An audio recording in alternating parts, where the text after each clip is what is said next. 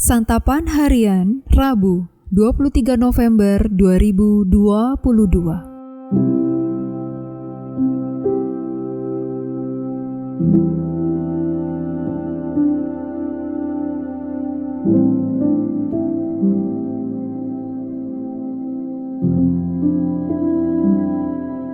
Inilah program Santapan Harian, sebuah program yang mengajak Anda menelusuri isi Alkitab, agar Anda menemukan makna firman Tuhan sesuai dengan konteksnya.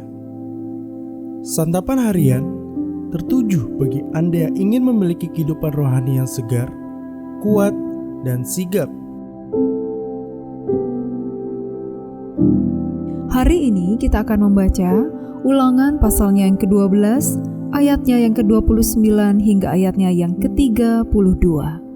Namun sebelumnya, mari kita berdoa. Saat ini kami akan masuk dalam perenungan firman-Mu ya Allah.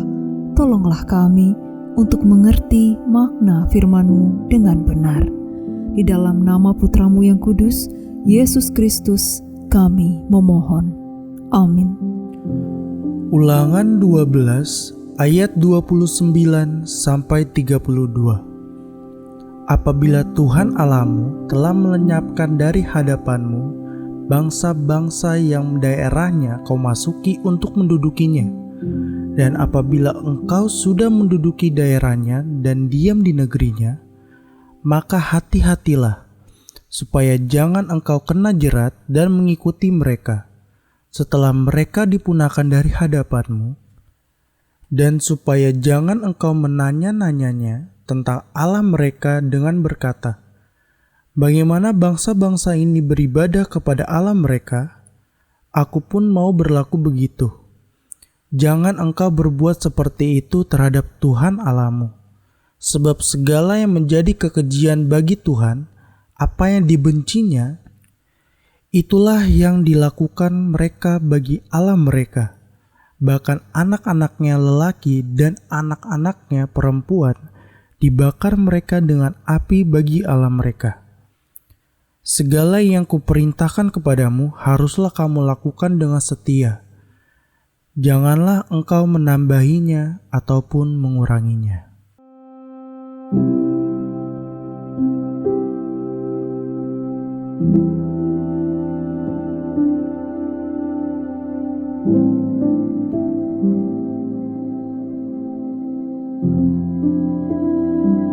Sahabat Santapan Harian, orang Kristen seringkali harus siap menjadi berbeda dari orang atau dunia di sekelilingnya.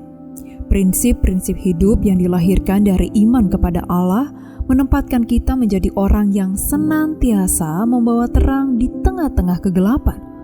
Demikianlah identitas kita sebagai umat percaya. Komitmen untuk hidup dalam prinsip seturut firman Tuhan itu menjadi fokus pembahasan di dalam Ulangan pasal 12 ayat ke-29 hingga ayat ke-32 hari ini. Tuhan memperingatkan bangsa Israel bahwa bila mana Ia telah membawa mereka menuju ke tanah perjanjian, maka haruslah mereka waspada terhadap cara hidup bangsa-bangsa lain yang ada di tanah tersebut. Bangsa-bangsa yang ada di Timur Tengah kuno pada masa itu memiliki kepercayaan yang berbeda dari bangsa Israel. Allah Israel adalah Allah yang esa dan tidak disembah melalui berhala-berhala. Sementara itu, bangsa-bangsa lain memiliki banyak Allah yang direpresentasikan dalam serangkaian berhala. Belum lagi, prinsip hidup serta pengajaran yang amat berbeda dengan iman bangsa Israel. Allah tidak ingin umat Israel menduakannya dan mengikuti cara hidup yang tidak diperkenan olehnya. Allah ingin bangsa Israel tetap mengikat perjanjian dengannya dan setia menaatinya. Sebagai umatnya, kita pun senantiasa diikat oleh perjanjian dengan Tuhan. Selama kita mengaku percaya bahwa kita adalah umatnya dan Tuhan adalah Allah kita, maka kita hidup di dalam prinsip dan ketetapan dari Tuhan. Akan tetapi, Sepertinya banyak orang yang justru dengan bebas dan tanpa merasa terbeban melakukan hal-hal yang kita hindari karena tidak diperkenan Tuhan. Tepat disinilah ujian bagi kita sebagai umat Tuhan. Apakah kita mampu mempertahankan prinsip di tengah-tengah dunia yang berkompromi dengan dosa? Orang Kristen memang harus berbeda dari dunia. Saat dunia menganggap normal kecurangan dan ketidakadilan, maka kita harus hadir menyatakan keadilan. Apabila dunia tidak mengenal kasih, saat itulah kita harus hadir mewartakan dan melakukan kasih.